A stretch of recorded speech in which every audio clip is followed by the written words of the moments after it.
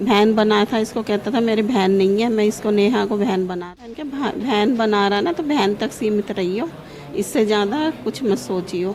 क्योंकि लड़का ये चाहता था कि ये मेरे से शादी कर ले, कि शादी कर ले ये, लेकिन हमारे में ऐसा होता नहीं। भी वो मुसलमान है, हम हिंदू है, तो ऐसे कैसे कर लेंगे।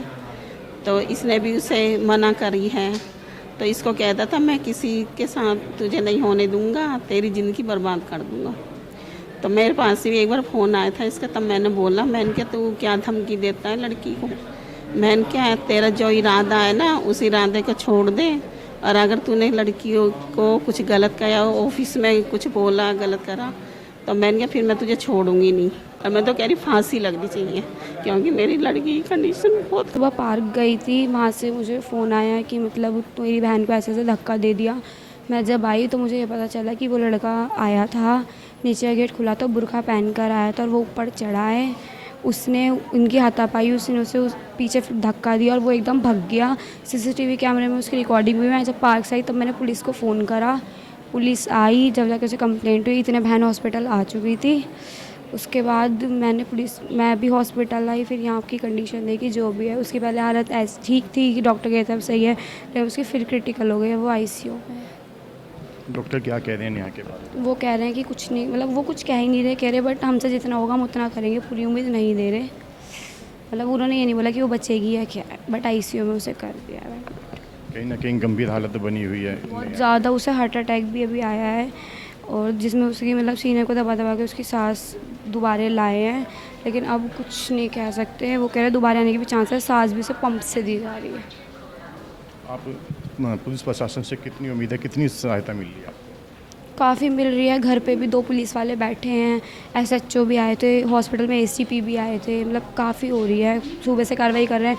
फिर हिंदू दल वाले भी आए थे, हिंदू रक्षा दल वाले भी आए थे, बजरंग दल वालों को भी पता है, उधर के हमारे यहाँ के निगम पार्षद है जो रीना महेश्वरी, उनके हस्बैंड भी आए थे, काफ़ी लोग आए थे। मतलब देखिए, लगातार लव जिहाद के मामले बढ़ते जा रहे हैं और ऐसे में एक लड़की अशोकनगर में रहने वाली बी ब्लॉक गली नंबर 2 में, जिसका आज सुबह 7 साढ़े 7 बजे 5वीं मंजिल से गिराकर उसको मारने की कोशिश की जा रही थी। लेकिन ऐसे में लड़की की हालत काफ़ी गंभीर थी और उसके बाद यहाँ पर आप देख सकते हैं कि ये लड़की हॉस्पिटल में भर्ती है। ये तस्वीरें उस वक्त की हैं जब लड़की को हॉस्पिटल में भर्ती कराया गया था और उससे में जो लड़की थी उसकी हालत उस वक्त नाजुक बताई जा रही थी। लेकिन इस वक्त खबर यही निकल कर सामने आ रही है कि लड़की की अब मृत्यु हो चुकी है। लगातार लव जिहाद के मामले बढ़ते जा रहे हैं और ऐसे में तमाम जो ये घटनाएं हैं वो लगातार इस इलाके में बढ़ती जा रही हैं। पहले कोमल नाम की लड़की की हत्या कर दी गई थी और अब ये अशोकनगर में रहने वाली इस लड़की की हत्या कर दी गई। अशोकनगर बी ब्लॉक की ये जो घटना है, इससे तमाम लोग अब गुस्से में हैं कि लगातार जो ये मामले हैं बढ़ते जा रहे हैं और ऐसे में जो ये मुस्लिम युवक हैं इनकी हौसला बढ़ते जा रहे हैं कि लगातार जो हिंदू लड़की हैं उनको फंसाया जा रहा है। और इस तरीके से आज आप देख सकते हैं कि ये सबसे बड़ी घटना की बात दुख की यही है कि एक जो लड़की अभी बालिग हुई थी उसकी आज सुबह 5वीं मंजिल से गिरकर हत्या करने की कोशिश गई थी। और ऐसे में अब तमाम जो खबरें निकल कर सामने आ रही हैं वो यही है कि अब उस लड़की की मृत्यु हो चुकी है और ऐसे में अब परिवार भी सदमे में है, क्योंकि लगातार जो हिंदू संगठन से जो लोग जुड़े हुए हैं वो भी लगातार अब गुस्से में हैं कि आखिरकार कब तक हमारी हिंदू बहन बेटियों के साथ इस तरीके के मामले सामने निकल कर आते रहेंगे। और ऐसे में तमाम लोग अब गुस्से में नजर आने लगे हैं। इनका मतलब पहले से मैटर तो ये था कि इनने पहले शुरू में भाई बहन बनाया था, इसको कहता था मेरी बहन नहीं है, मैं इसको नेहा को बहन बना रहा हूँ।